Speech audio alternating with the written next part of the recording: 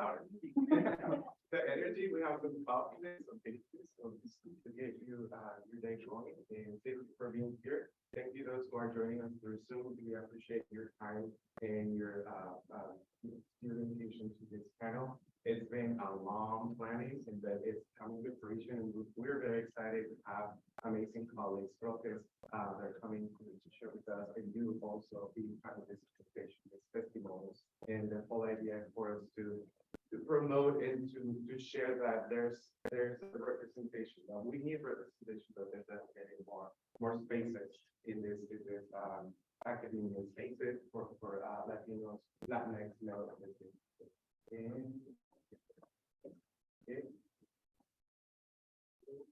We would like to start with welcome and I'm going to ask Gigi and Lily if you don't mind reading the line acknowledgement for us. We at San Diego Mesa College acknowledge that the ancestral land and water was occupied along with the United people indigenous to this field. We recognize that India has suffered an immense loss of their culture, people, land, and water through slavery, kidnapping, murder, and death of their ancestral land that started colonization and deportation and continues today.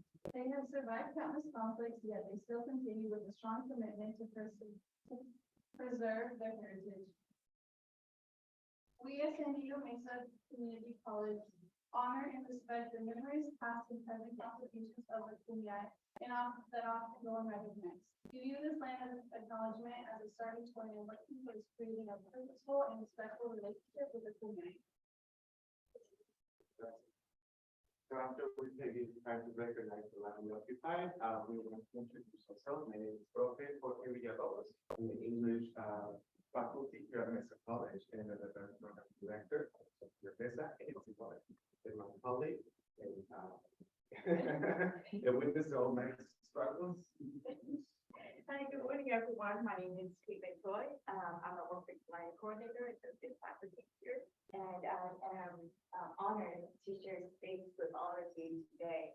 That we are coming together to talk about this really important issue that faces us and education, the representation of our minorities now within the space. And so, as Jorge has mentioned, long time coming. We talked about this in October when Profe Carrillo did a presentation for our English students, and we're reading his article, Creativity in Basketball and Play, and what does that do for Latin males? And so that was something that Profe Jorge and I were talking about how important it is that we can more amplify more of these voices within our spaces here at Mesa. So I'm really honored to be working with this, to share space with you. As an Asian API woman, this is not typically my space, and I recognize that, as I'm honored to be here in solidarity with you on this issue. And we forgot to mention that we talked about this over nachos. Yes. We have nachos. Food is always a good place and space for us to have really good conversations that help us get to these places and to these moments. So thank you for being here. Thank you for the joy. So here's on our agenda for today. And make sure you have your cafecito. I see someone will get that. Make sure you get out at any time to get more pastries. And we have the final question divided into 3 parts. The first part is the introduction. So the prophets will be sharing their story, their testimonials. Then we're moving into the part 2, which is again testimonials. And part 3 is the whole purpose and the objective and the goal for this presentation that kind of is going to continue for the both in January or in April is opening pathways. Abriendo, caminos, just how they have been able to set that pathway or pave that way for future Latinx male educators that will eventually be, occupying those spaces as well. So that's our agenda. We have later on open Q&A, also from the Zoom attendees, and then we'll have some books and topics. Right? So that's the whole goal. We have really cool books that we're going to share with you. And they're going to be signed by the authors themselves. So it's early Christmas, birthday, Whatever it is that you're celebrating, it's your present right here. Okay, good. So, maybe Robert, Tony, you want to help me with this? And so, there hasn't been as much work around this issue, and so we wanted at least to, do a call to action around this very important issue. And so we didn't want to be the one to create this call by ourselves. We recognize that there is power and knowledge and, wisdom within the community that already exists in our Latinx male in education that we want to call into the space for you all to co-create what this call to action means. And so today is the start of it. We want to hear testimonials so we can build on that for our call to action and what that looks like. And so we are inviting you to be a part of this work too. And so our why is this important? And so as Jorge mentioned, there is a lack of representation. There is an urgent need. And so we want to inspire our community to raise awareness about this, to hear about this, to post space about this, to come together about this, and to uplift the gifts and insights that we know are Latinx men in education that they have, that they hold, and to share that with you today. So that you feel inspired to also share your own testimonials. So this is a two-part panel. Today, we're highlighting our educators. In April, come back, we're going to be highlighting our scholars. So some of the scholars who are here today will be uplifting into these spaces to be our panelists. So that way, you're not just hearing only from educators, you're hearing the entire pipeline. Students, scholars, and educators, so you can get that full picture of what the Latinx now experience is. And that's not even the whole picture, right? We're only highlighting you. And so we need to also do more to bring all of you into this work so you feel empowered, you feel inspired to share your own testimonial, so you can have mentors that you can look up to, develop these really important social cultural capital that should be shared with you in developing your network and turn that with your team journey. Perfect. Thank you very much. Appreciate that. All right, so I think we're ready. Let's get started. So we have our panelists. We're gonna ask them to share and introduce themselves later, or when we get started. So I'm gonna ask them cover that.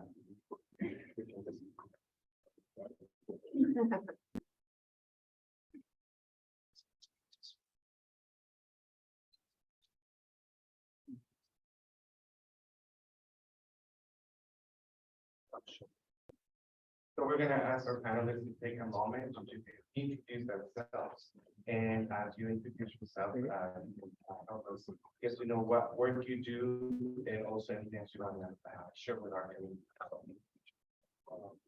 Hello, everybody. Good morning. Buenos dias. It's an honor to be here. I'm Juan Carrillo. I'm originally from Los Angeles. Grew up in the Compton area of California, not too far from here, right? Happy to be back in SoCal, even with the rain. Happy to be here. I'm a professor at Arizona State University. I'm on the faculty in the Teachers College, so I work with future educators, research teachers. I think in terms of what it is that I do, while I may be teaching, while I may be publishing articles, writing books, I think really what I came to this profession for is to build community, to be in connection with people that have a similar story, and to kind of build bridges together across borders, whether it's different states, different local communities, whether it's international. I think it is that border crossing connection between people that really brought me to your panel. So it's an honor to be here. Thank you for welcoming, and thank you for the invitation.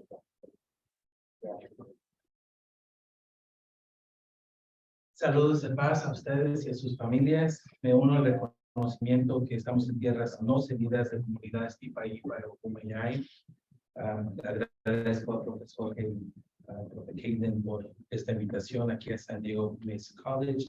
En particularmente a estar aquí en el centro de avance siempre es un gran privilegio.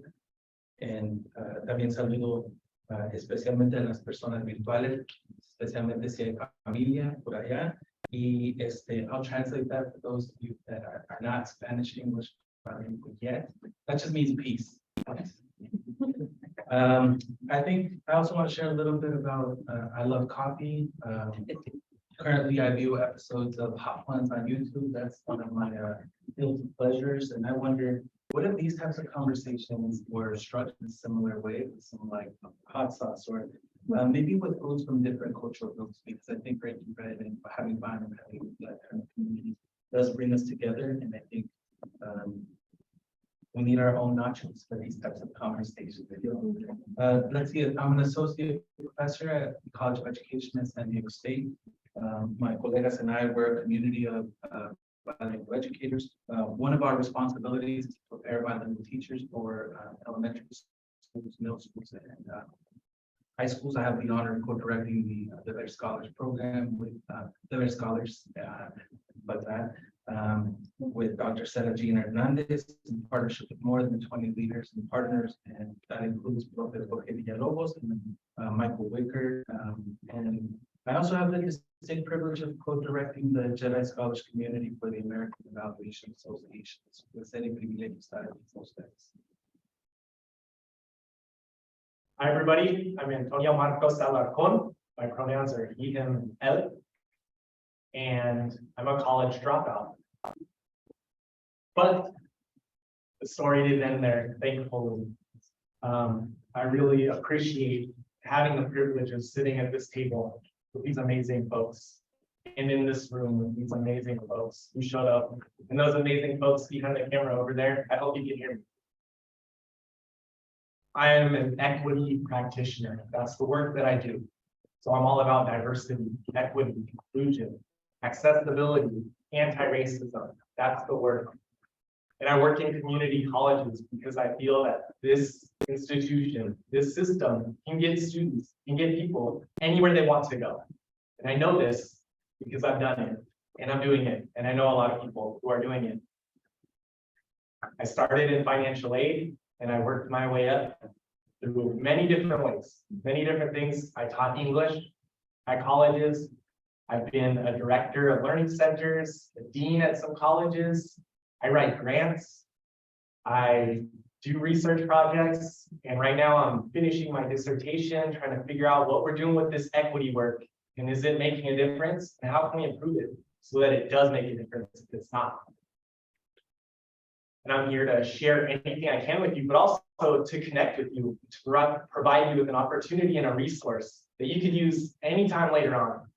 And later I'll talk about how we can make that work if you need it or want anything from me, whether it's a sentence, some advice, or a path to get you to where you want to be and you want someone to talk through it. I'll be that resource. So, gracias. So happy to be here. Profesor, por favor, profesora, por favor. Okay. Right. Sonrisas todos.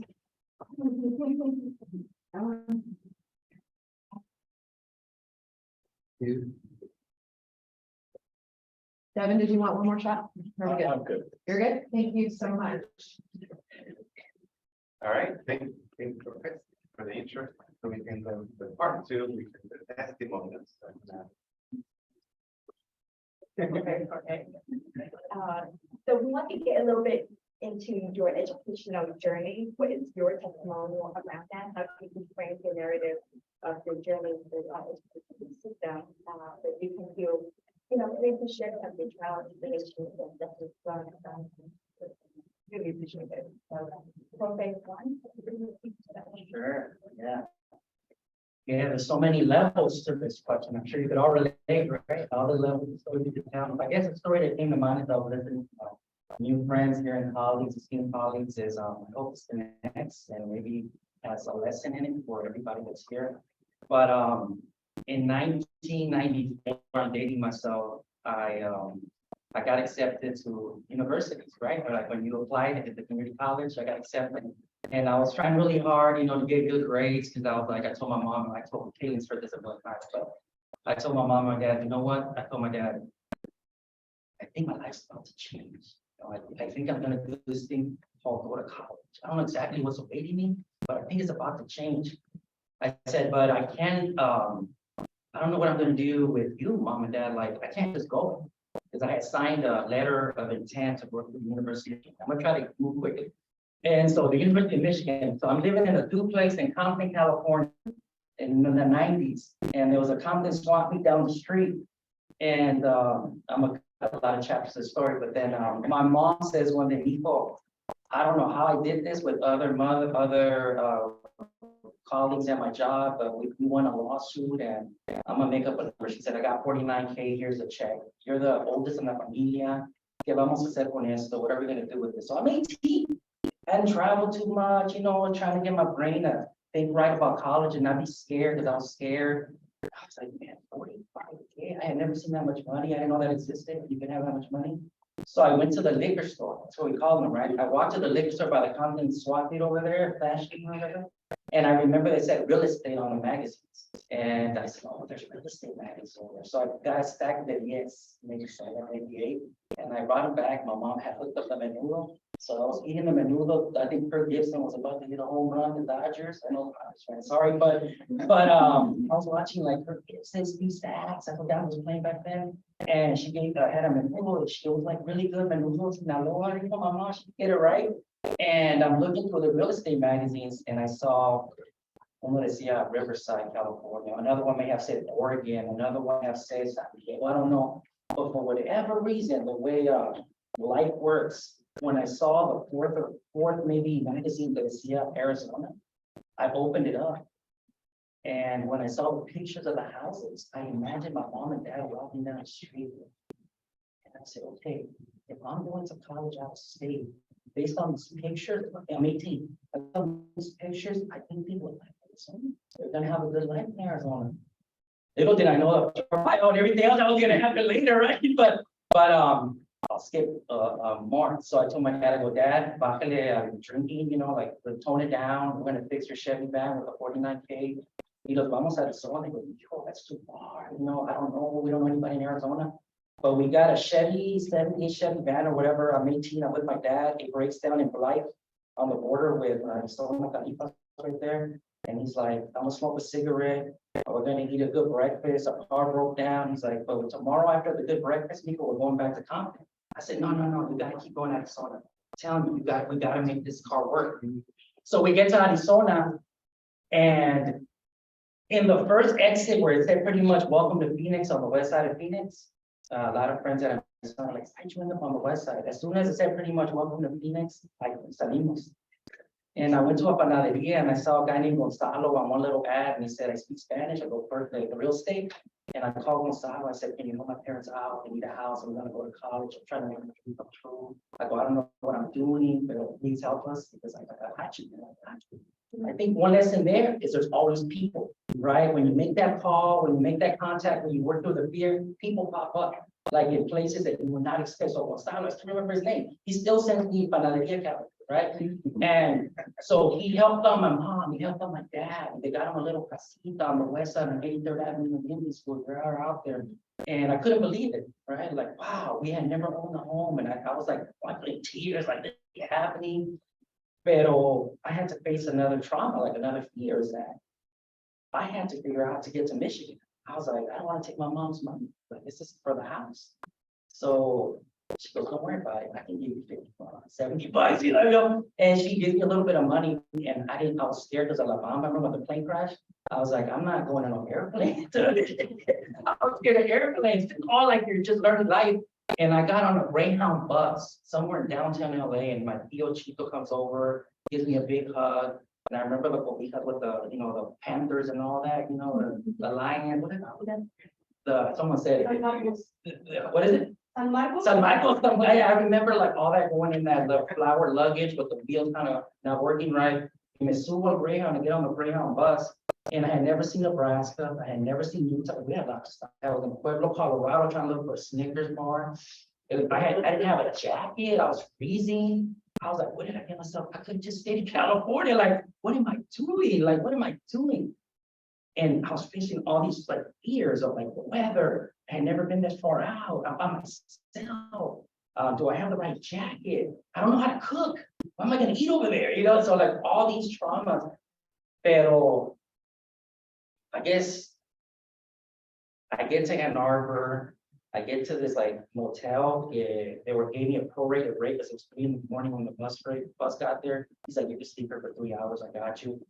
And all to say, I mean, there's more to this, but all to say that, in the journey, as you're thinking about transferring or whatever you think your path is with the here at the college, is that my path was very shaky.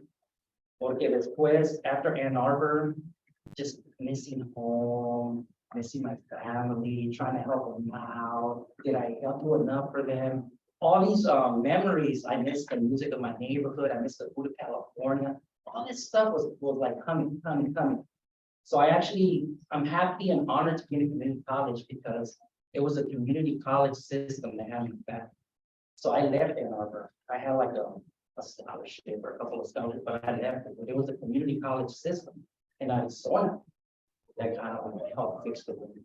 So looking back, I guess related to the question, it was a journey of struggle. It was a journey of lessons learned and tribulations that were faced. Pero along that journey of hiccups and like turning forms the wrong way, so I didn't get that scholarship. All of this were happening constantly. I didn't have money for parking and parked at a bank. Is my car gonna get towed? That's actually, I work at a university now where I used to park at an IHOP. So when I was telling that the first J conference last week, I was like, you know that I used to park at the IHOP, it's not there anymore.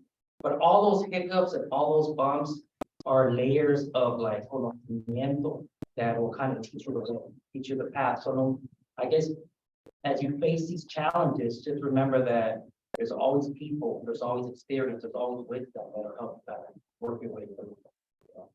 A little bit of what I wanted to share.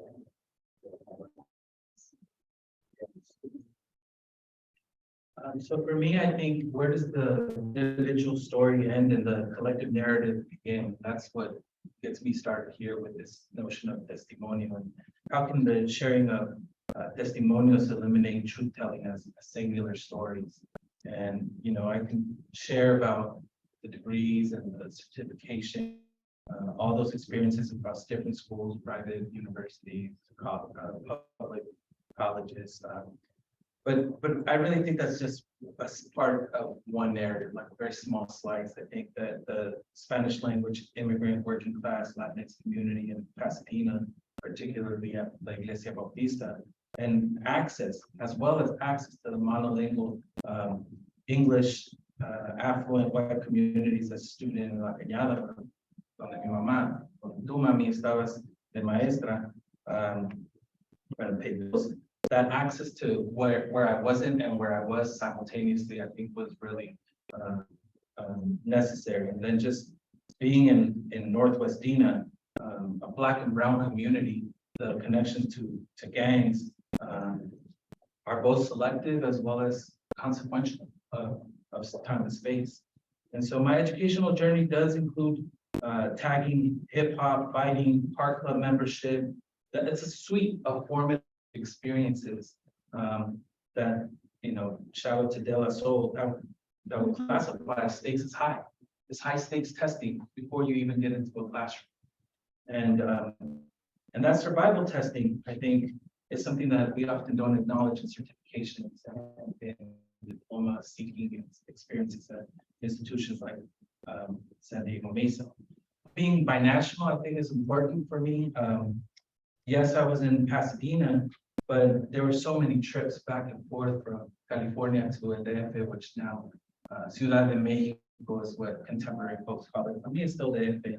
And being there in the middle school and those secundarias, and then also working and that connection to work, I think is important. And some of my early work was teaching English in Mexico and Mexico City to folks that wanted to be more prepared in how they treated their workers.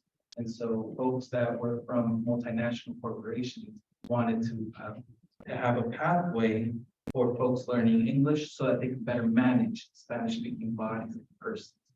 And so before I read Learning to Labor, which is a book that part of my doctoral work connected me to, I had to read and I had to write in this world of labor that's surrounding me, witnessing my mother, witnessing my father, witnessing my sisters, on their journeys.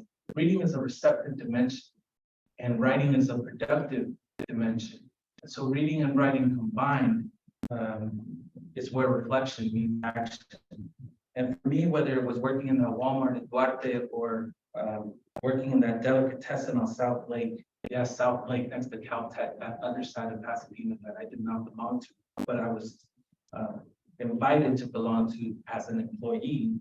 That's where the writing began for me, that productive dimension. And so whether it was at Pasadena High or at Pasadena City College and later at Cal State LA, that was an invitation like, hey, you have something to share in your writing, keep doing it. And you know what, you might even do that with others. And so there's this program called the single subject teaching option that could complement your English degree.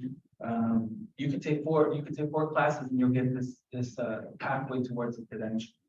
I'm like, cool, what do I gotta do? Well, you gotta go spend time in the classrooms and observe. All right, cool, but can I get paid to do that? No, that's volunteering, and volunteering was not part of my capacity at the time. And so like many colleagues today, back then, I had to ask some questions, and I asked a question at my EOP office, and I said, well, is there a program that, you know, offers some tutoring or some sort of classroom-based learning experience work that I could also get paid for and get credit for these courses? And I did that. So we fast forward.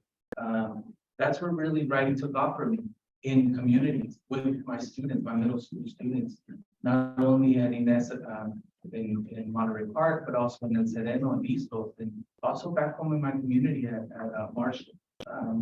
Marshall Middle School. And I remember, yeah, I was in the class and I would sit in the back of the class like this, but then the student, male students in particular, would say, hey, let's go play basketball at recess, or let's play basketball at lunchtime. And eventually those connections said, hey, I have some questions about homework, but I don't want to ask in front of my friends. Can we meet before class in hiding so that I can work on this essay? And same thing after school. And so I wanted to be more than a participant observer, and that experience led me to go from substitute teaching to having a classroom in my community at John Muir High School, which is where I'm from, Northwest Dina.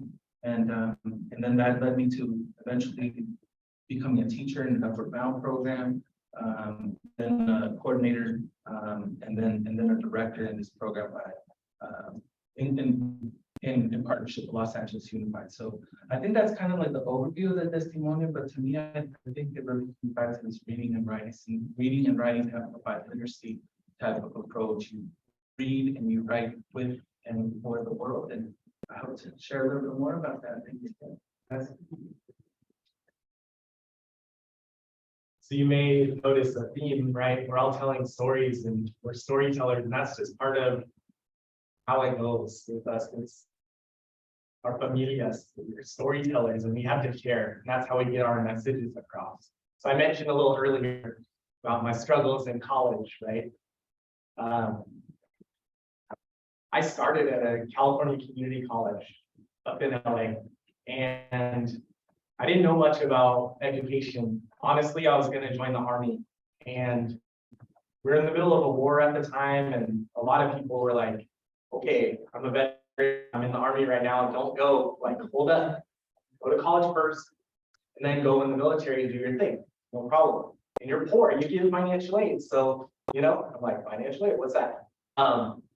Turns out it was a really good decision for me to go to college, but I didn't know it at the time. What I knew is that my brother was at a community college, or multiple. He was bouncing around trying to become a professional baseball player.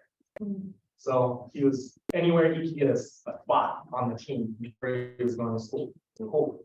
My cousin started community college same semester as me. My aunt, she started a few semesters before me. My mom, a few semesters before me. And the four of us, my aunt, my cousin, my mom, and I graduated with our associate degrees within 1 year of each other. So knowing that we could do it helps me know the value of this place, right? But do we do it alone? Not. We're together. We took classes together, we found which instructors were easier for our math classes, because those are hard. We learned the financial aid system together, get our deadlines and all that. And even then, it's a learning process the whole time, right? But we graduated, and my cousin, he teaches at a middle school in Colorado. My aunt went on to get a master's in family therapy, so she's an MFT and is a counselor. My mom, she had that associate degree, but got a job at the college we graduated from and just retired back in the pandemic. So she made a career out of the connections and the education she made at the community college. And I transferred up to UC Santa Cruz. So when I got accepted there, I had no idea where this place was. People were like, "Going up there? Have you been there?" "No, I haven't been there." "Well, it's in the middle of a forest. Redwood forest. It's full of hippies. Like, it's a crazy place, you know." I'm like, "Oh, okay."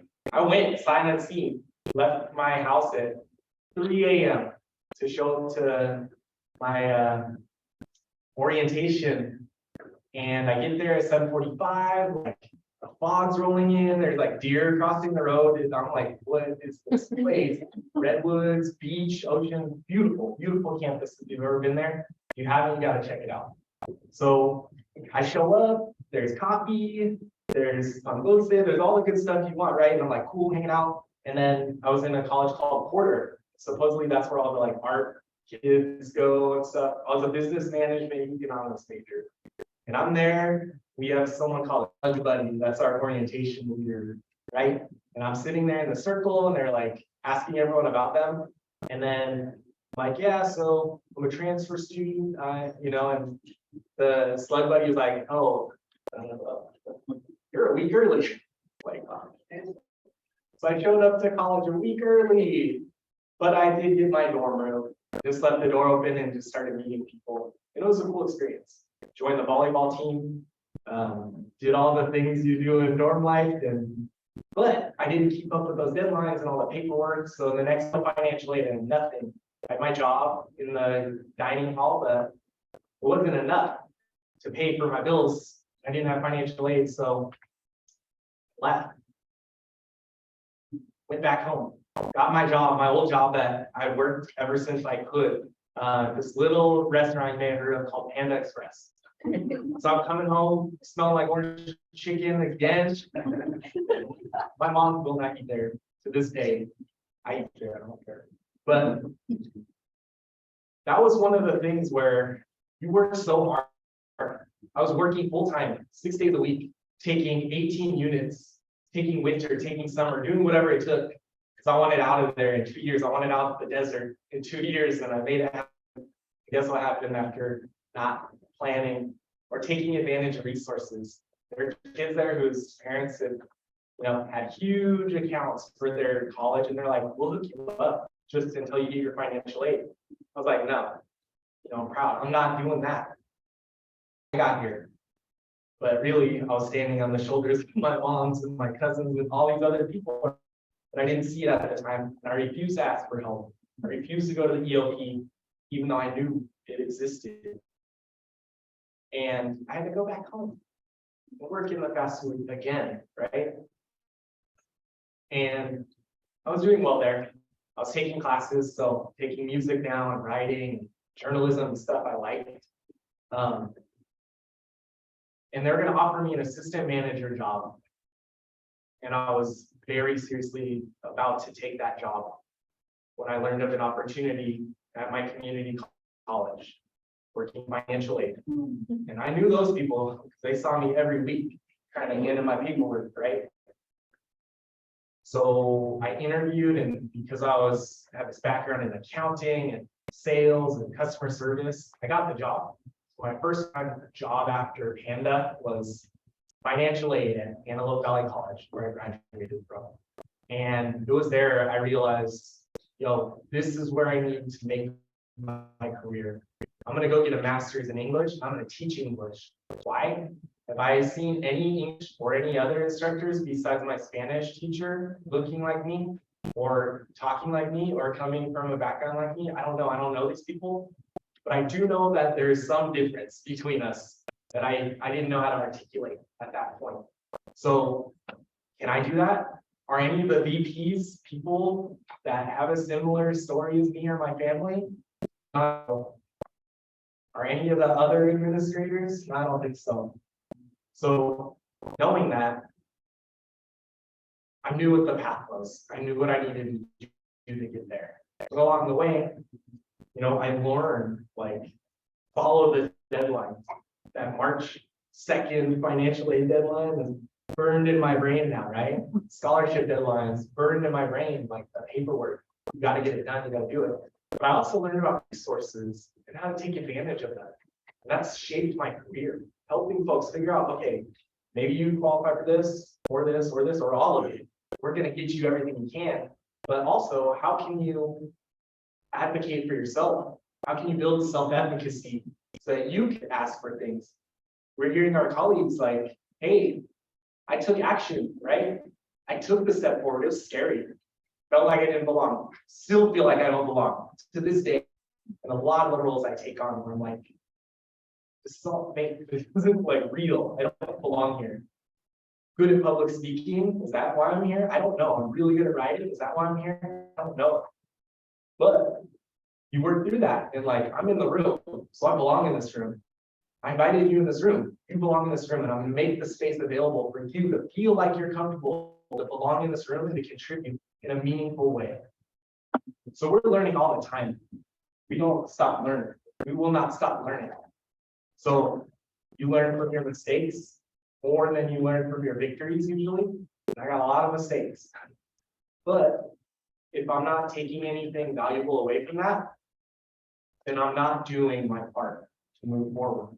So if I'm learning how to use R or to do data visualization or to do fun tricks in Excel or how to do, I don't know, ChatGPT, we'll just kind of play with that at this point to see what it's all about. But if I'm not doing those things, then I don't feel like I'm moving forward. But as an educator, it's my job to share what I know and help people get to where they want to be. But also to learn them and use that to help other folks get to where they want to be based on what we're experiencing, learning from others. That's what the community is all about. So.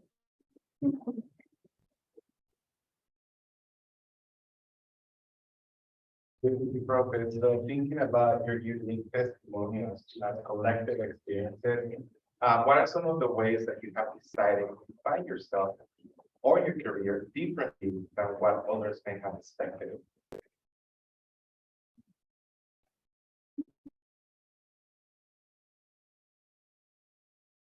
I think I was listening to my colleagues. I want to say hi to my former colleague, Mike Dominguez over there. We met in North Carolina. Just want to shout him out real quick.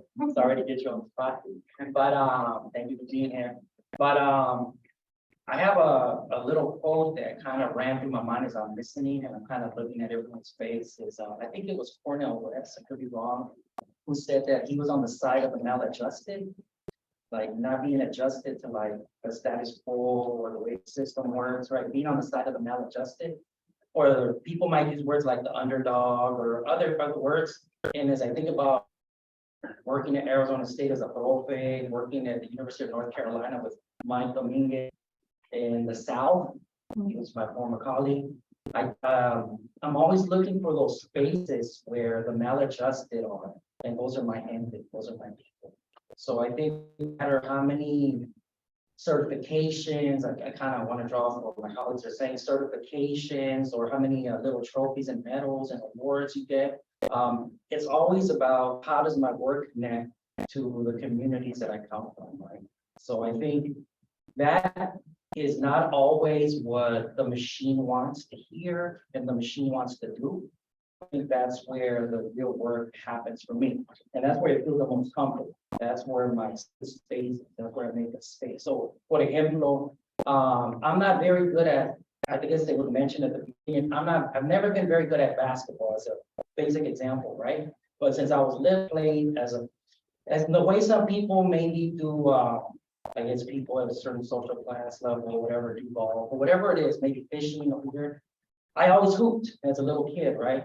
And like a year or two ago, I could be adding salsa to the top of some parts of it up, but like a year or two ago, I decided to go play basketball again after not playing for like 10 years, 15 years. And what ended up happening was it wasn't even about winning or losing or who did the best play or, who was getting in better cardio shape, looking better physically, which is fine. We need to be in shape to try. But I think it was deeper than that. It was about my students from the res, my Chicano students, profs that were first gen who said, I don't feel comfortable at this university, or I don't feel comfortable in the classes. Nobody looks like me in the classes. People talk weird, people talk fake, or they started throwing out the words. And then little by little, like my grad student who's Navajo said, finally the people that come to a place called the gym, they're dropping their guards. Like I finally talked to the professor, kept saying, over here, they drop their guards. I can actually ask a question. I don't feel intimidated. So I think I'm always looking for those spaces where I could be my most authentic self, whatever that means. That's a dynamic word, a contradictory word, but where can I be? So as a student, I don't know, if you go home, you come here to the college and you feel like the worlds don't connect and you feel like, strange sometimes, like, I don't know, like something's like, there's a match. I always feel like there's a mismatch, but I'm always on the journey to find the match, on the journey to find my sense of home, even when it hurts, right? Always on that journey. So I think we talked about it at dinner. You get into battles and into problems for being like that, but it's worth finding a band. So I think that's part of what I do, part of my path.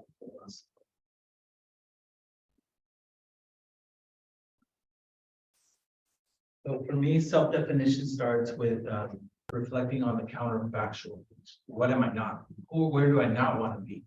And like many folks involved in being for community and being in these kind of spaces, I've been tempted to join the existing structures of government politics. And I've even flirted with the attractive socioeconomic advantages that are associated with administrative roles in both PK to 12 as well as colleges and universities. And I've decided, as the definition of self, that I'm not a politician and I'm not an administrator. And I'm actively trying to make sense of what am I then? What am I trying to be less of and what am I trying to be more of? And so I think this notion of self-definition is complex, but it's what I would consider the work. For me, my work currently is to be less patient, less heteronormative, less ableist, and more kind, more patient, more understanding in my words and my actions. Por ejemplo, en español, I strive to intentionally generalize in feminine. Yo digo cosas como nosotras, las investigadoras, las profesoras, y también I strive to be in conversation with folks that are definitely not who I want to be, to learn and to be kind and to be trying to understand why are you racist, why are you sexist, why are you a xenophobe, why are you promulgating these experiences as colleagues, as community members, and so on. So I think that's what I strive to do. And I think just the lesson learned for me, I think we need brave challengers. We need brave challengers and we need both communities. So we can't have the singular brave challenger without the support of a whole comunidad, that support group, and together in partnership, both community and the brave challengers can take on all the challenges of socioeconomic segregation. You heard a lot about social class and socioeconomic stratification today. And that's real, and that manifests itself in the social division, and socio-emotional instability and sociocultural hierarchies. And I think as educators, what we're looking for is solidarity, seeking not beyond where we're at, but right here. Sometimes I think we aspire in the future, like, oh, it'll be different. It'll be different when this happens. Well, the difference-making mechanism is right here in the space with the students that we share in our classroom. So the comunidades of the future are the classrooms of today. And so I hope that those folks that are educators or striving to be educated don't think about the future as some fantastical reality, but they think about the present as a moment of opportunity and a moment that requires the most bravery. Hey, what do you got against administrators? Nothing to do. That's not. So. Coming from a background that is fairly mixed in many different ways, it took me a while to really figure out like where I fit into a lot of different spaces. And I found that, you know, I do have to code switch a lot and change the way I speak and my mannerisms and all that in order to feel like I can move myself forward. You know, one of the so growing up with my mom, the neighborhood we grew up in was fairly rough. Multiple gangs around. And then the community I grew up with my dad and my stepmom, an all black community. So my stepmom's black, my sister's black, the church we went to, all black. So I'm very different than the folks that I grew up with on both sides. And it was one of these things where, what does that mean for me? I was very confused for a long time. Like, I don't really know. But what I do know is that informs a lot because I listen to the people I interact with. I listen to the people I love. And if I can't fight to make a world better for them, then I can't really call myself someone who is doing the work that needs to be done. So when we talk about anti-racism, I'm doing this for my family as well as the community because it is cool that we get this work done. We change systems and structures. That's the reason why I went into administration, because I feel like I can make some impact in that world. Who knows if that's going to be true, but I feel like it is, right? But the way I define this work is we're a collective of all these different things, right? I talk about Panda Express and I make these jokes working in fast food, but that also grounds me in privilege. So when I was teaching at Hartnell College, English, that's in the Salinas Valley. And if you've had any salad in California, you probably got it from there. So knowing that my father picked up strawberries when he moved from Tejas to California before he got on track to become a plumber, I know that that is crazy hard work, but my students, many of them in my classrooms, were up at 4 a.m. out in the fields and then showed up to my class at 6 at night, right? And where I really first learned and experienced and realized privilege on my end was listening to their stories of, oh my God, I got a job at McDonald's. Gonzalez, there's 3 restaurants. One of them's McDonald's, right? And I'm thinking like, oh, Panda, like, you know, I got this like trauma, right? Of a job that treated me fairly well. I'm like, you know, I'm thinking like, okay, cool. But then it clicked. I'm up there like talking about whatever readings, and I'm like, this is a huge deal for that student and their family. Their schedule can be basically whatever they want it to be. The money they're making is way more than they're making out at Dole, right? Or whatever. And from that moment on, it's like, okay, I need to explore what it means to be able to sit up here and talk about, you know, literature. Most of it they don't want to read, so I bring in my own readings that relate to their community, right? So for me, it's an amalgamation, combination of all these things, right? How can I help you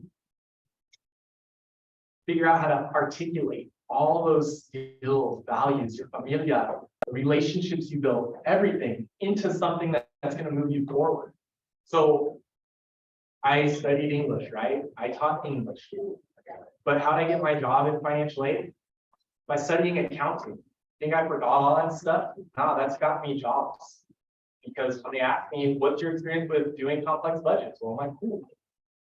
You know, I have an accounting background and I've written grants. I've managed up to $4 million in a year. And I know all the rules surrounding all that stuff. So you can't forget about your experiences, right? Point of sale, closing out the cash at the end of the night. You can talk about that and use it to get you a job. So for me, it's how do we find out all those little things you got that make you you and turn it into something you can share with someone else. to get you a job, get you an internship, get you a scholarship, get you whatever. Because really, you're on your journey and I'm a resource. That's why I always have that open door. Come through. You need advice, come through. You need to borrow a tie, learn how to tie, bow tie, whatever. You know, I'm there for that reason.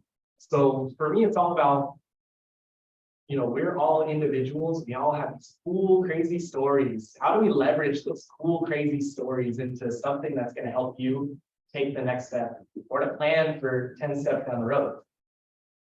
Because sometimes that matters too.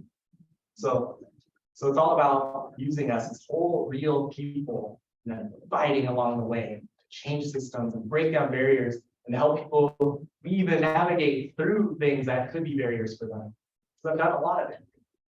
And I'm fortunate to be sitting up here and, you know, hanging out with y'all. Thank you. So really, I really appreciate how complex, how messy your testimonials are. Appreciate how, one, you have this kind of saying about the beautiful struggle. The messiness of it all is really painful, it's complex, not simple, and a lot of times society tries to make this simple, single narrative that defines everyone, but there isn't really ever a single point of narrative that point out and say that's what it is, it defines everyone.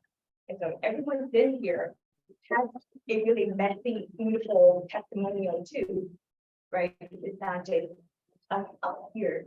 And so, and thinking about how can we collectively bring those single narrative into a collective narrative, so we can turn into our next part 3 of our question, Abriendo, caminos, to kind of shift that from that single to the collective. So that next question is, what would you say are the challenges facing Latinx men in education? And that's a big one. I guess I could, there's a story I wanted to share that I think will get me to answer it. If I could remember. But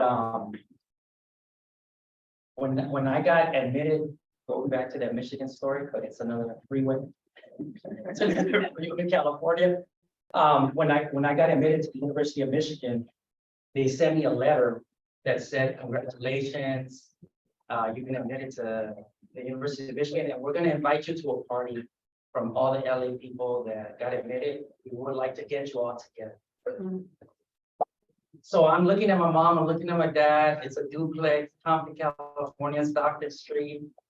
I told my dad, Daddy, I gotta go to this party porque they say they're gonna put together all the LA, Michigan students, and we gotta get to know each other. They're gonna be my future friends. I'm leaving Lingua High. It's time to make new friends.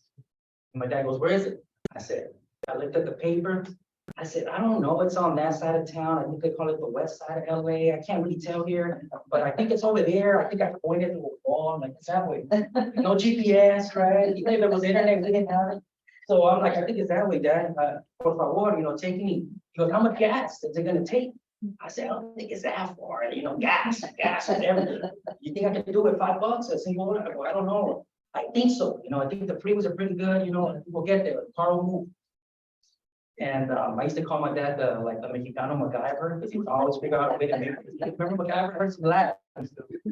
Pero he goes, okay, I got you. I'll take you to the party. So 1990s, I don't know, I'm looking at the way you're dressed, but I ironed my shirt. I think I had a purple shirt on with like a neon pink square and a neon yellow square. I had some suede shoes with like neon purple también, and I ironed them for like the whole day. I kept looking at them. Is that a good look? Is that a good look? I was like feeling on my belt and making it shine. I think I have the 24 hours in my hair, and I was trying to get the right Elvis Presley curl. I was trying to make it look decent. I go, man, I can't wait to go to this party and make some new friends, and I've been practicing my dance moves. I'm still a little stiff, but I think I'll do okay. I got the grades. Now I got to show that I can go to a party with college students. I had no idea it's a college party. So we get on the freeway in LA, Compton. I think it took 20 minutes. It wasn't that far. But for any of you who've been to LA, I guess there's a similar connection to San Diego, I'm sure. We got off on Wilshire. It's been a minute, I'm trying to remember. We got off on Wilshire in West LA. And I couldn't figure out like the paper, like where the heck is his house? So I go to a gas station, Mobile 76, right? They're still out there. I live in Arizona and I go to 76 and I'm sweating from the stress and the fear. And I went up to this guy at the gas station. I said, hey, brother, listen, man. I need to pay. You gotta tell me where. You gotta tell me what his house is. I think I probably want to visit. You gotta tell me what his house is. Because I need to get to the party and I don't know if it's part of me going to college. I got a scholarship. I gotta get there. I don't know if I'm late. I was like, I gotta focus here. Get me to this house. And he's like, no, no te preocupes, nomás subes por aquí y te vas por allá y para acá y vas a ver a UCLA. Cuando veas a UCLA, I think I saw UCLA once at a track. But when you hit UCLA, cuando ves UCLA, te vas así. And then he's like telling me, he's doing all the hand motions, like my kind of direction. So the process I see, and then I see, and then when I see UCLA, I see. I go, I got you, man. So my dad was like leaning in the car in the Ford Fairmont with like 28 paint jobs, you know? And he's like, all right, you got it? I go, yeah, I think just I see, and then I see. So I get in the car, man, and we go up a little hill. And I don't know how many of you have been out by UCLA. Look at your heads. So I'm over there Compton and Toothpaste. All of a sudden I go over Yale and I hit UCLA and I think I start busting left and a right. I show up at the address and I look to my right and I did like a triple take and I went like this and I stepped back and I was like, am I in Beverly Hills? I'm like, is that a mansion? I've never seen a mansion before. They do a party about that mansion. How do you? What do you do that? I looked at it like 10 times. Yes, the car was on fire. But you know how, back in the day when you have money, you probably think red. Back in the day, right now, I'll tell you. My dad was, get out there. So we pull up the hood on a 77 Ford Fairmont. I got my shaking hand with orientation, University of Michigan. I'm about to meet my friends supposedly. And the car's on fire, and my dad steps on all the plants that were worth more than his car, Beverly Hills, and he gets a water hose, and we're hosing down the car at my party orientation. It's like that movie, Tu Mamá También. I don't know, all these like strange journeys into something. And I had did like a little Zen moment, I didn't know what Zen was back then. I was like, this car is gonna work out, the fire's gonna come down. We just stepped on all those plants, but eventually I gotta, take my sweat off my forehead, make sure my pants are still iron and looking sweet. And I gotta walk through that door that's bigger than Shaquille O'Neal. I gotta somehow get the bravery. So my dad makes the fire go down, fixes the car, does the MacGyver thing, gets it to start again somehow. And I go through this door that's big, I guess, as Shaquille O'Neal. And when the door opened, I heard a voice that I had never heard. Like, my parents are from Mexico, and I grew up in Compton. There's a certain kind of energy. People sound a certain way. All of a sudden, someone says, "I don't want to imitate," so I'm not gonna imitate, okay? But I heard a voice I had never heard before, and it sounded like a voice that had a lot of money. That's all I'm gonna say. My wife will stop imitating. They get self control. Pero that voice had a lot of money. Oh, I know. You bring those voices down, and it gets a problem.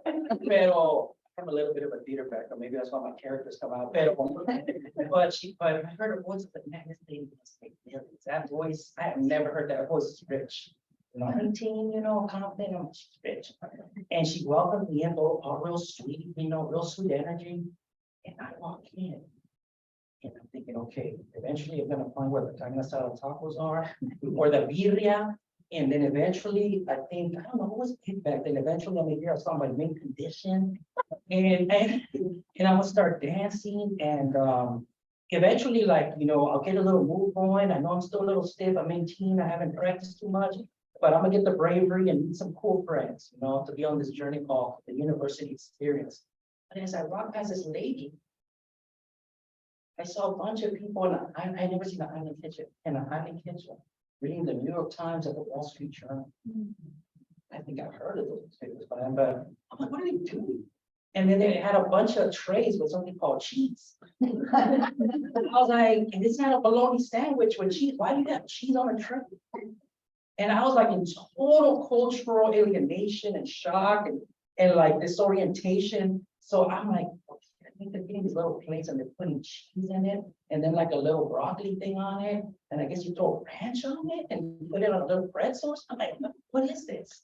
And I went around the island kitchen all stiff and kind of like out of it, like my emotions, my sense of place, my sense of self, or being like hit, like who as a child, so I was getting jabbed constantly in that whole walk. And there was no like main condition, no banda sinaloense, nothing that I could recognize from the community. I was like, what in the world did I get myself into?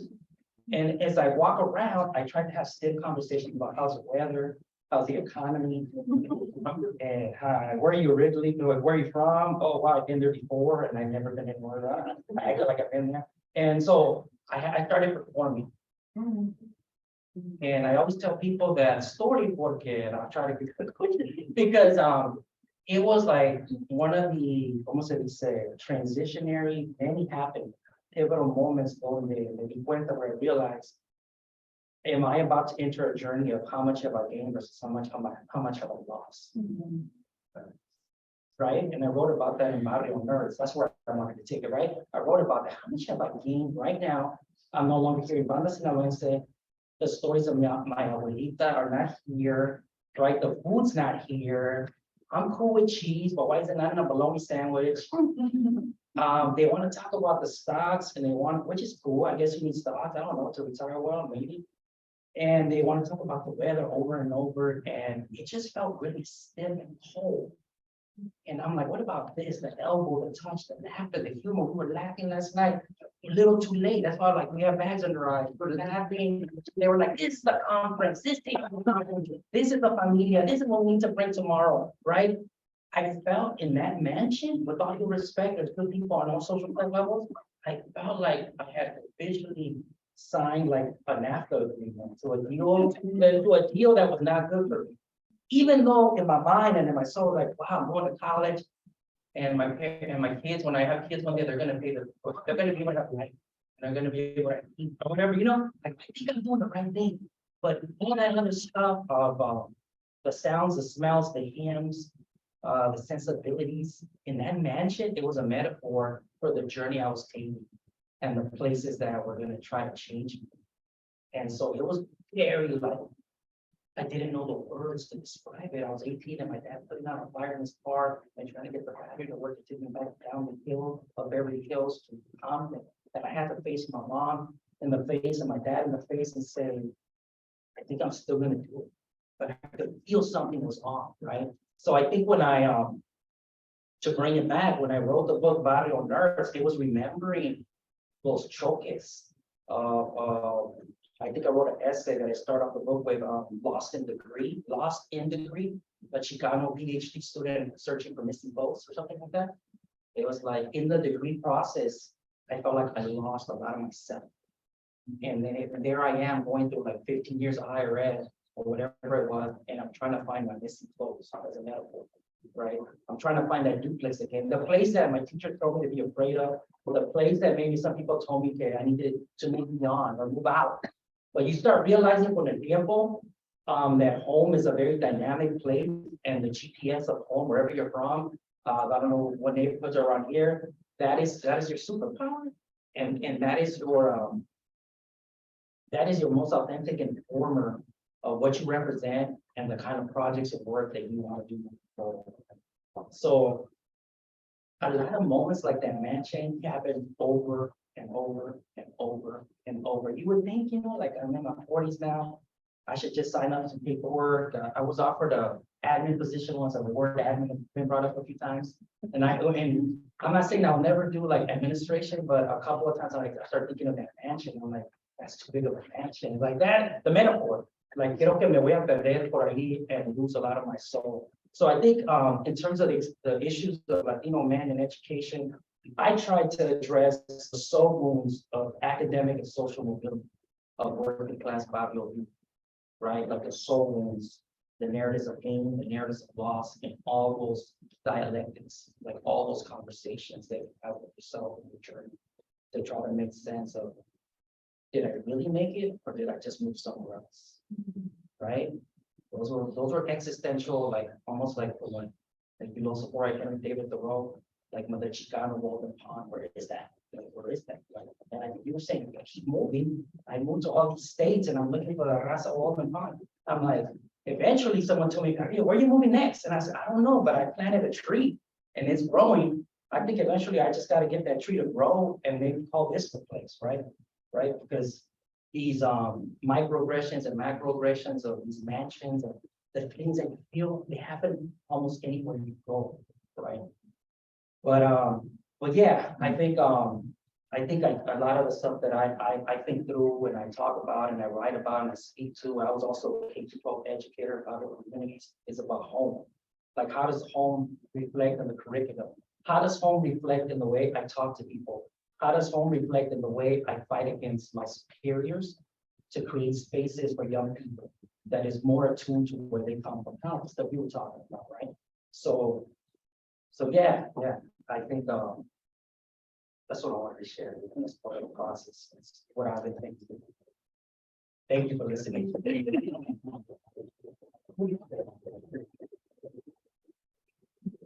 So before we go, I just want to make a note that we will be having 2 books available. So one is from Profe Antonio, and that is going to be available today. And the other is from Profe Juan. And so unfortunately, we can't have it today because it's so popular, it's sold out. You can get a former copy on Amazon for like $250. But if you wait until the April panel, we can hopefully have them in time for you for free. So kind of come back in April, it's a plug for that. I've been really just honored to work with Profe Juan at ASU. He's my doctoral chair. And so we've been having a lot of these conversations in the last 4 years. And I'm just really thankful for it. You know, so we have to root yourself and this work and bring the energy from you to here. Thank you. Looks like it's the next. I get to go next, throw me off here. Yeah, my book's plentiful, it's all around. There's a very good reason for that, and I'll probably explain mine a little bit. No one's ever read it. So I think from my experience, what I've seen and what I feel are some of these major challenges, it really does start from our educational system through industry, right? And how our companies, our institutions of higher ed, our secondary institutions and everything else, the processes and the systems in place that have been developed essentially to perpetuate how we hire people, right? It's, you have to check these boxes, you have to speak these types of languages with these specific words. You have to know the system in order to get into it and to get yourselves hired, right? So I think about, I mentioned earlier how I hadn't seen any Latinx instructors, professors, the majority of the time as I was going through my courses, or administrators. There were some, but let's say I went to a school with 40% Latinx students. I'd like to think at least 40% of the folks working there are going to at least, relate in some way to that. But we don't find that, right? Because it takes time. It takes forever for us to change anything in these systems, including the grip that the ruling class has over all of these things. So when I'm teaching an English class, okay, if my course outline of record says I have to teach James Joyce, and we have people who are coming from the fields couldn't care less about James Joyce, well, what am I going to do? I'm going to figure out a way to get some readings in there, right? That they can connect to, they can see themselves in these characters. And we're going to do the James Joyce and be like, guess what, bro? These Irish people didn't have it easy too. Let's talk about how you can see all that and move it into some other work and the classes you're going to take. So when I teach a class, I'm giving you things you're going to take forward, not just the stuff we have to do to check boxes. You'll get all that. So I ain't trying to get a bad review, right, from my superiors, but I'm gonna give you stuff you want to read, you want to connect with, you can connect with, and I'm gonna empower you to teach each other, to work with each other, to share your stories. Then I'm gonna teach you how to read this other stuff and to analyze it, and then to turn that into some kind of skill, some kind of competency that you can use in the class moving forward, or to go do your own research, find readings you want to do. But most importantly, that you can take into that next step. If it's going for a job, if it's after you transfer, whatever it is. And I try to ground all that into value. Why are you choosing to spend your time and money with me, with us at this college? Because you could be doing something else, probably making money right now, right? Why are you here? So what's the investment? What's the value I'm gonna hook you up with? And that's why we're here. So I think that representation, that disconnect from a lot of the work, a lot of the stuff we have to read and write about, and the math problems aren't necessarily relevant. So being able to hopefully shift things and help folks understand that it's valuable to teach in a culturally responsive way. Find out who's in your classroom and adjust. Just because you put a syllabus together doesn't mean you have to 100% stick to it, Allow for some flexibility or use some vague language when you put it together. I don't know, but I think that lack of representation, that lack of connection to the work, those are huge challenges. But also, there's we're a big community trying to keep the profanity out of, because I don't know who's watching me on the camera, right?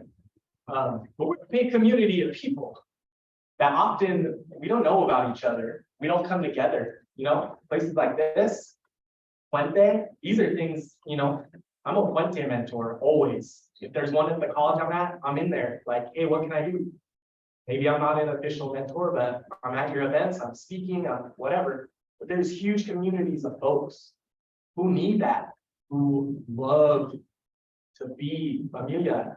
Talking about going to a party where the music's like, they're playing classical music and got the cheese dip or whatever, and you're like, okay, I guess this is how we party. We sit here and talk. That's fine. But there are other cultures and folks who the party is dancing, right? Some talking and eating, and just it's a mix. So finding those pockets of people, bringing them together, and things just like this, and then saying, hey, okay, you know me, I know you, we're familia now. You need something, you ask me, and I'm gonna help you out. And if I can't help you out personally, I know people, they're gonna help you out. If I don't know someone who can help you out, I'll reach out to someone who's gonna ask to find someone who can help you out. That's what it's about, right? And I think that family, familia, is something that you come in and you know nobody, and if you don't connect, or you don't know there's people here, and you don't know the resources are here, it's a challenge, because it's the things that really bring the humanity and the connection out of us. Often, school and in work, we're just too separate to come together and actually be effective in that type of way. So that's what I think the big ones are for us.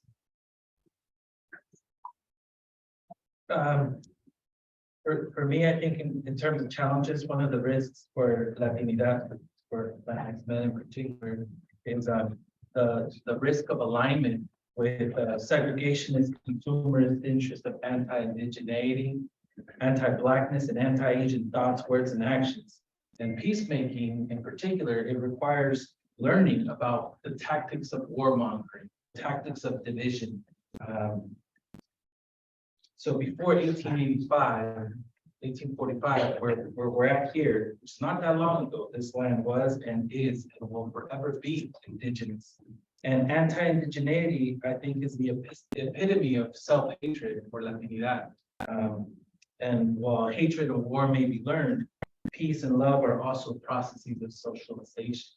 And so, yes, I want to be pro Michoacán, poner el corrido, but where does Michoacán situate itself in terms of its relationship with the Purepecha culture and the Purepecha identity, and doing that work of how our complicity of anti-indigeneity is one of the challenges that we have to take into consideration. And this other one is divisiveness that comes with heteronormativity. But before I go there, I do want to plug in Prof. Michael Dominguez, because I think that ethnic studies in particular here in our comunidad, there's a lot of movement getting going. And so please connect with the work that Dominguez, the partner, and many works are doing around ethnic studies, these conversations. The other is, I think, the divisiveness of heteronormativity. And I can speak here from experience because I've lost, what do you gain? What do you lose? I think one of the pieces that I've lost is friendships and colleagues that I was deprived of actually knowing because of a limitation in my experiences and being socialized. So I don't think that it should require us in graduate school to start talking about heteronormativity, and I think that that's something that Latinx men in particular need to be mindful of. I'm saddened. I'm really saddened. I reflect on how many community organizing connections I did not have because of heteronormativity. And I think solidarity is the word. And I think, for those of us that come from barrios, if you want to be a soldado for your barrio, you have to start with the word of solidarity. And because when you grow up in the hood, like, we're all connected. Whether or not you get jumped in, you're connected. And folks know where you're from by the way you speak, by the way you present, by the way you are in engagement with the world. But if we're all connected, then it's a fact that we're all connected to all our LGBTQ members in our comunidad. And so this is a challenge we have to take on as Latinx men, because we have opposing narratives from sometimes our parents, sometimes from our pastors, sometimes from our priests. And so having those conversations now, I think, is one of the challenges. And we're not, especially in elementary schools here in California, but we don't have to be many to be connected. And I think there's that space of, we are the ones we're waiting for right here, right now. We are it. So I think that in our challenges, we have to think about the socioeconomic realities for men. Employment is a key factor. Work-based learning is a key factor. And how do we make that happen? And I think that I started learning this work as a Puente teacher at John Muir High School in Northwest Tino, which comes to Shackelford, and many others have started this male youth program. And folks were getting jobs. So like we would meet at lunch, and then we would be recommenders for jobs. Part of our activity as educators, those of us that were invited and contributed to that, we would write letters of recommendation. We would accompany students to these interviews. We would provide them with the training of this is how you do the tie. And yes, you want to be real, but you also want to get the job. And how do you balance that in a question when folks ask you particularly poignant questions about your families? And so at Upward Bound, we started these types of conversations with, I want to shout out Agustin Rivera, who's not embarrassed to be saying that we have a connection from the past here at the Avanza Center and the community. And we started conversations like, why are our male students in Upward Bound not as connected? And I think oftentimes we always think, well, why don't we just come to our seminar, to our Saturday? Why don't they just come to our after school tutoring? Well, why are we not as institutions taking the tutoring to our comunidad? Why are we as our institutions not going into the Saturday spaces where the community already is? And so now we're doing that work here in partnership with San Diego Mesa College, San Diego City College, and Southwestern College in DEBER. Shout out to Javier Diego Jacinto, who's here. That's kind of getting us galvanized around this question of what does it mean to prepare Latinx male teachers. And so I think I want to close by saying here that we can't do this work alone. Everyone is invited to the solidarity building campaign, and let's work together as a network to organize, even with administrators. There's some cool administrators obviously that are about the work, but we kind of have to vouch for them, right? And so I would encourage all of you to get your list, get your short list going. Who are your 2 to 3 persons that you know are about this work? have that kind of validation from you that you would vouch for to continue this network building. So I think some folks that come to mind here in our comunidad are folks Marisa Vasquez, Luke Wood, Frank Hare, like folks that have started asking these gender-based questions in higher ed. And then let's take this work into K-12. So hopefully I'll get a chance to share more, but if I don't, I do want to close by saying that the issue of undocumented status is another key piece that we have to be mindful of. If we are not being intentional here, then I think we're doing a disservice, or we're not meeting a challenge in our community that's required. I just invite for my fellow researchers in the room, it would be awesome if you all could investigate how the employment labor needs, you've heard the threat of employment and labor time and time again in this dialogue, how the employment labor needs of undocumented students are explicitly communicated and addressed in department and college communications. I've been invited to some very sacred spaces like the San Diego Latinx Concilio, where these conversations are happening. Like, here is the degree for nursing that the program is facing. Here is the gap of what's not being addressed for undocumented students. And I think in education, teacher preparation, and in all fields of employment, we need to take that particular challenge directly, because if we don't, you reminded me of Salinas and you know, the San Joaquin Valley. I think that if we don't, then you know, the voice of Gina Garcia, Dr. Gina Garcia comes into my mind and heart. And it's, to what extent are we doing undocumented students for their tuition, but not providing anything in return in terms of actual preparation? And is that more than complicity and discrimination? Is it theft? I'll leave you all with that.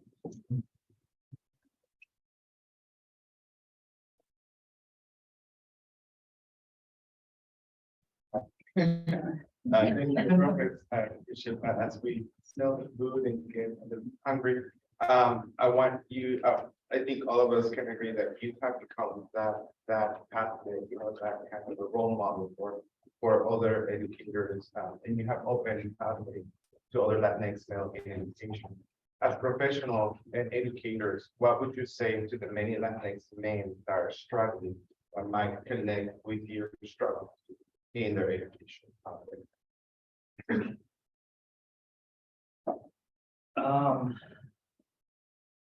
Well, I want to share another story, but I guess the moral of this one, I shared a little bit at the dinner yesterday, but I showed up once to New York City, and I had never been to New York, and I got a scholarship to do something they call research, which is what I kind of do on part for a living now. And I didn't know what exactly that meant when I was an undergrad. And as I was listening to my colleagues and I think about these questions, I don't know if this will land somewhere in the student body here, but I remember one day I had to walk across the street from this building where I was living in a dorm for 2 months or a month and a half. And I went face to face. I think there's a point here to your question. And I went face to face with a professor from that university. It was Columbia University in New York. Y nunca se me va a olvidar. I'm not going to say the name, but I don't know if you've experienced this in your class. And we got one class that almost got you to say never mind. But this professor said to my face, without even blushing, without even like being like kind in any way, he basically said, based on the way you talked about the research the last 2 minutes or 30 seconds, I don't know, my elevator speech of what my research was for the summer, he pretty much said, I don't think you're doing what's right in terms of the people that are funding for you here right now. Like he said something like, and I remember I was like 20 or 21, New York, by myself, trying to be like, I'm gonna do this thing called research and maybe go to grad school because some professor in my undergrad was saying, you're gonna be a professor, like you need to stick to that path. And this professor, like, because a mentor in New York said, you gotta talk to him because he's the one that talks about it. I was barely learning how the professor will work, but he told me to my face, I don't think you're really explaining the topic the way you should by this point in the program, and I think you're wasting people's time. Or something like that. And I guess I just bring that little nugget of a story because I don't remember how that felt now. It was 20, 30 years ago, but I remember in the moment it didn't feel good. And I think part of what I could reflect on as I think about this question and struggles is that even though that place and that moment and those words and that interaction was dislocating mentally and spiritually and culturally, I was like, man, not even on the block, you would talk to me like this, right? I thought these were the people that were the professional that made it. It was a really tough lesson about that in these spaces called college and spaces called higher ed, the language may change and the sense of familismo, I think we talk about familia, and the sense of way community interacts can be flip a little bit. So you might find people like that all the time who are gonna try to cancel you or try to check you and haze you out. And what I learned from sticking around, you know, I got my scars, we get through the metaphorical x-rays and things have happened. What I learned about sticking around is that if you stick around, oftentimes you find people who speak to you differently and who are there for you and who will mentor you, who will offer you a hand of wisdom or a hand of lessons or a hand of convivencia, right? Those people are everywhere, right? If we kind of stick around. So I think higher ed, and the question was for those that are struggling, a veces, where we're based on the way we were raised and the way we grew up, it's like a health hazard. You know that skeleton and area or whatever. I think a lot of it is kind of like a health hazard, where I like watch your step, no trespassing, but we still decide to trespass. Because you know, we are the people that have been here for generations, right? Our abuelitos and abuelitas worked the fields at Coachella or Salinas.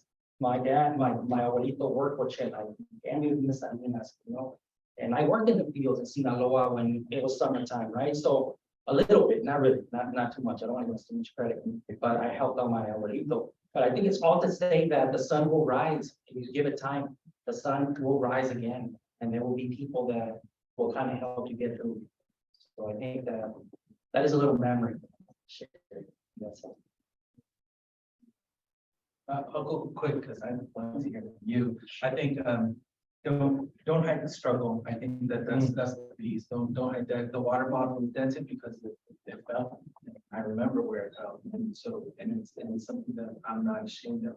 Just don't hide it. Don't hide the struggle.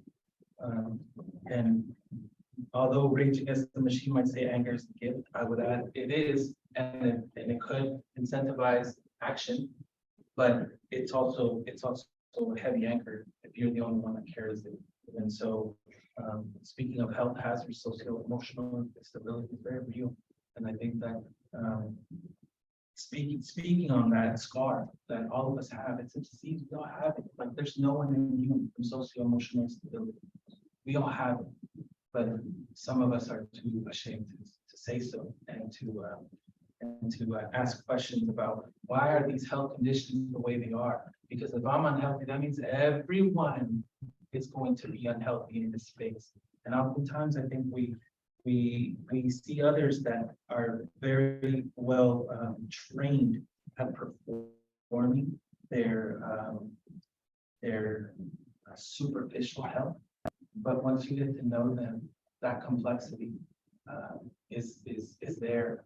And so let's continue to ask questions, and that's what like I've really come to value. Let's just ask questions about health as a social responsibility, that everyone's health is critical, because when others aren't healthy, so too are we. And that comes back to this in la quech concept, what am I other people?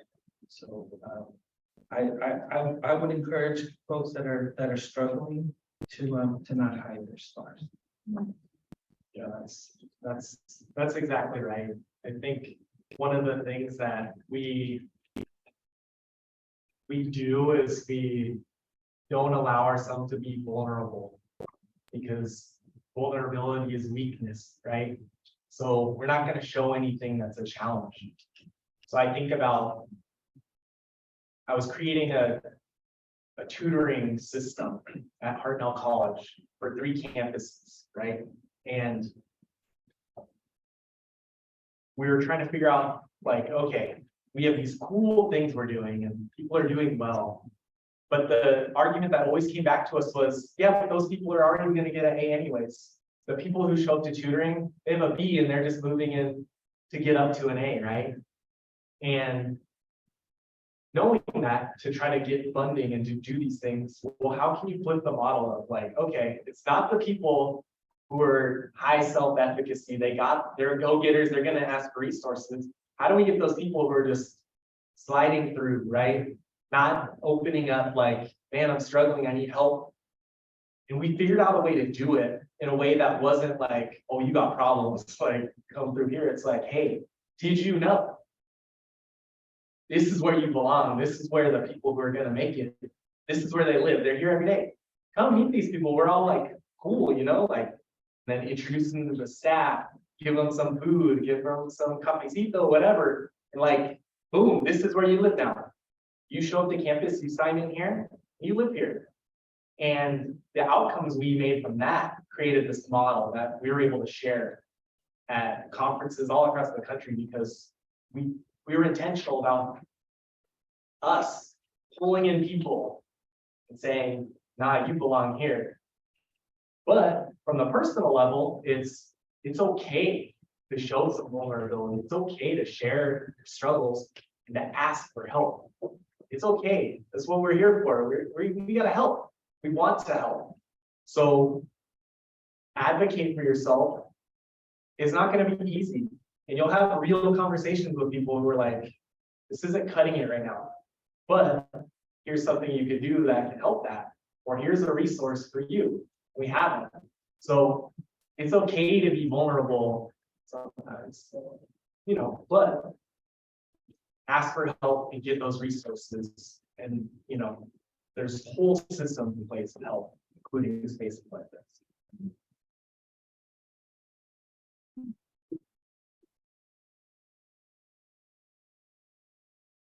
So a common theme that we're hearing is higher education is not a face-to-face as a system, it's an institution. And so we talked about this last night, dinner too, that it's about really finding good people. The people that you know, that you trust, that you know got you back, that cares about you. And to find this sacred space where you can come together. And sometimes it's not in these formal settings, right? It's sometimes the work of solidarity of making those real connections happen informally. Like sometimes the real work takes place at dinner and open nachos, right? And so sometimes it's about getting to know the real people behind these titles, behind the roles and the responsibility that we do, that to know about the complexity, to connect on that really human level of who we are is what makes those networks that we carry with us magical. And so I just kind of want to open up to our audience for questions. So that way we can invite your voice in, invite your curiosity in with our panelists in this short time before we go for lunch. I know that tacos are smelling amazing.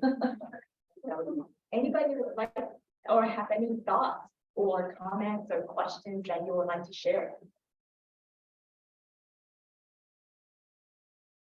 So I wrote some down on my plate, but the most important one to me right now is like, how do you use your platform to advocate for yourself that aren't as privileged as you as well?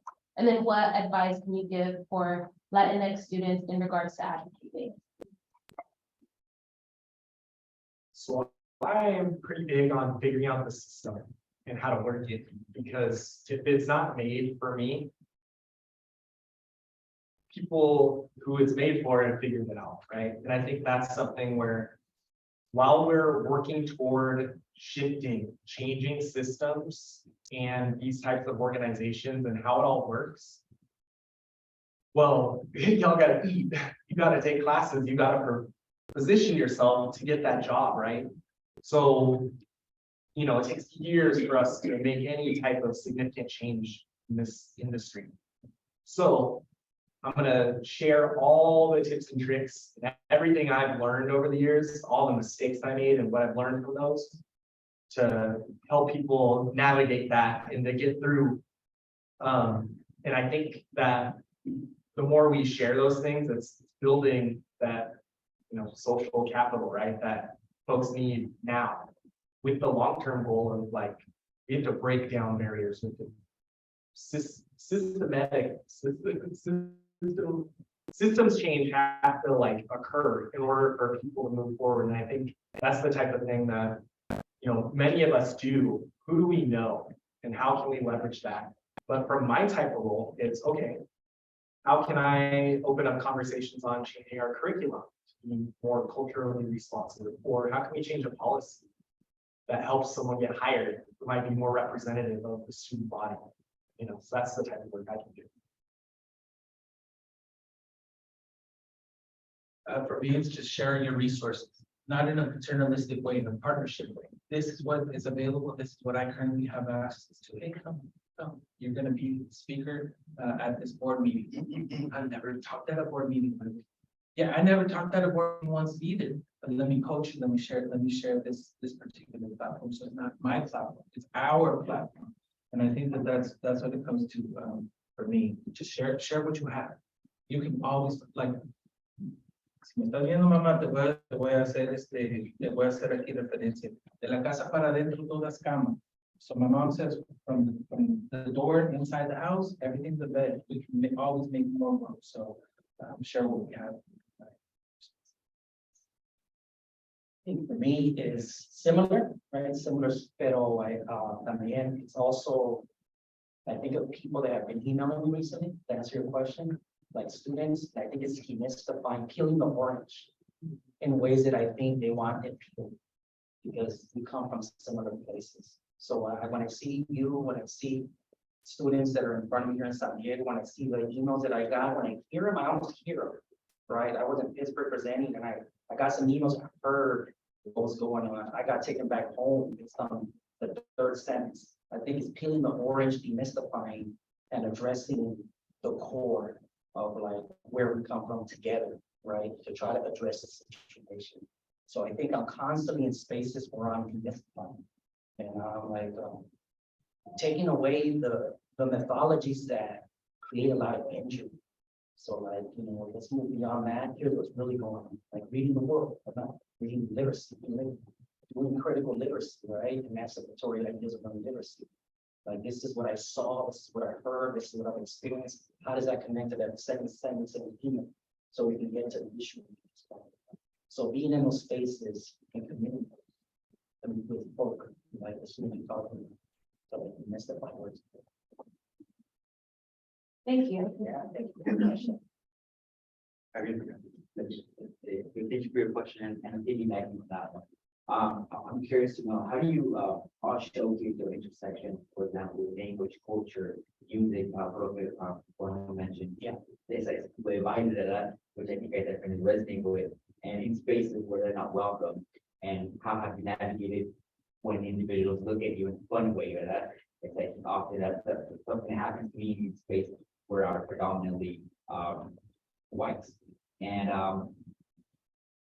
also how does that work to be able to be a representative, be a representation of the community and the larger community that you serve?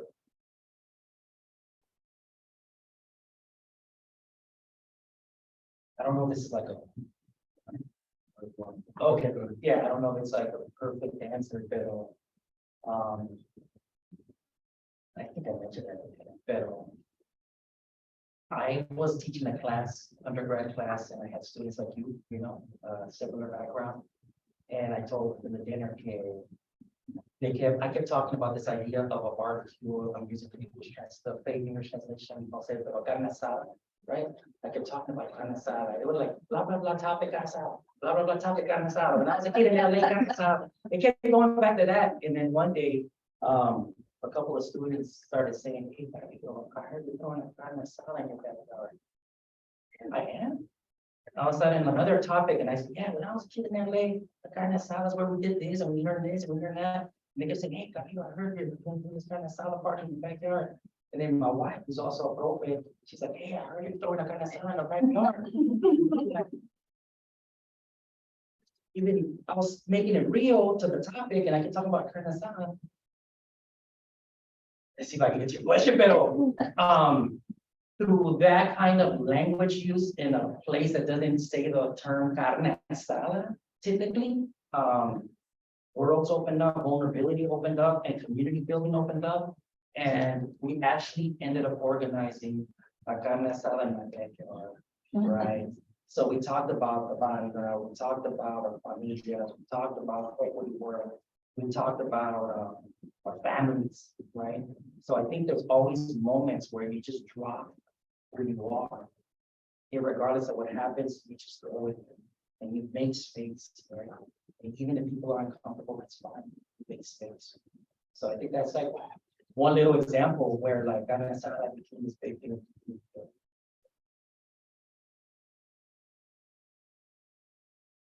So for me, I think intersectionality just comes through sociocultural competence. So in dual language or bilingual education, we have pillars. And I think that these two pillars of bilingualism, literacy, high academic achievement, and sociocultural competence, they're like interwoven, they're thread together. And so doing the work of sociocultural competence is one tool and mechanism to reflect on this intersectionality. And I would also say, yes, institutions try to do that, and there are identity centers, there are cultural centers, there are conversations like this that are structured. And what is also happening outside of the community? Where is the community part of the community college or of any institution of higher ed? So what is driven by the community? For the community, and how is the institution of higher ed, how is the college or the university supporting the community with what the community wants to do? And so I think that this intersectionality is a larger conversation that cannot happen at an individual level. So I would encourage folks to get together and take that question head on and to make some priorities. So these are 2 to 3 goals for this calendar year. And to make those 2 to 3 goals a conference, a summit, a gathering. For those of you that don't know, we're going to have a gathering on Saturday at San Diego County Office of Education, Latinx Community Summit. So please come by, be there here in La Vista, not too far from here, all day long school, and any more of this conversation. Yeah, so this is, I think it's a lot of what the work is, right? So Mi esposa es colombiana. There's music in my house 24/7, right? It doesn't matter. Dancing 24/7. It's just, this is life. And so in my office, there's music 24/7. It doesn't matter. The work this type of work, you have to be unapologetic about it, which is way easy to say, but way hard to actually do when there are people looking at you and you use Spanish vowels for Spanish names of places like San Diego, where people are like San Diego, right? Or whatever. But so many of the names of things and spaces, we don't even use pronunciations of these words in a place that, of the names are built into it. So making sure that you're doing these things, you're talking about carne asada, you're talking about salsa, or whatever it is, and not apologizing for it, just boom. And if someone looks at you funny, then you just roll with it, or look back. I'm privileged enough to be able to look back and not worry, right? And I recognize that that's not the case for everyone. But you make these slow, just part of the deal. This is the thing we speak about, right? When I introduced myself, I shared my pronouns, right?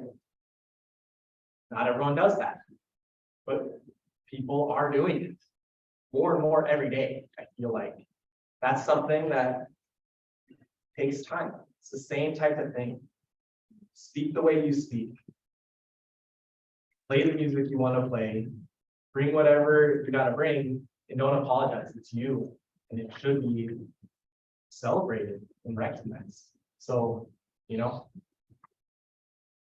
find those allies as well. And, then you have those conversations, right? Someone speaks Spanish. Well, we're speaking Spanish right now. And then now it's normal.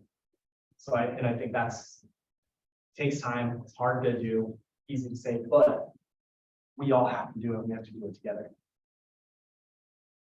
Thank you, Bert.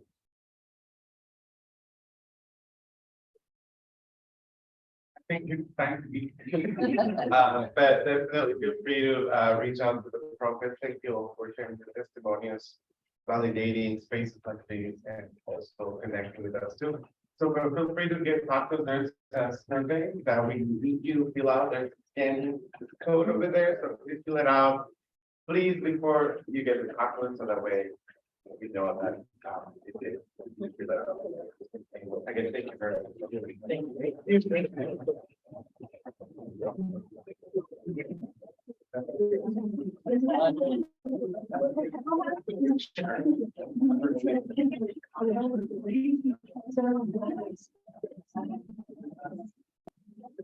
Oh,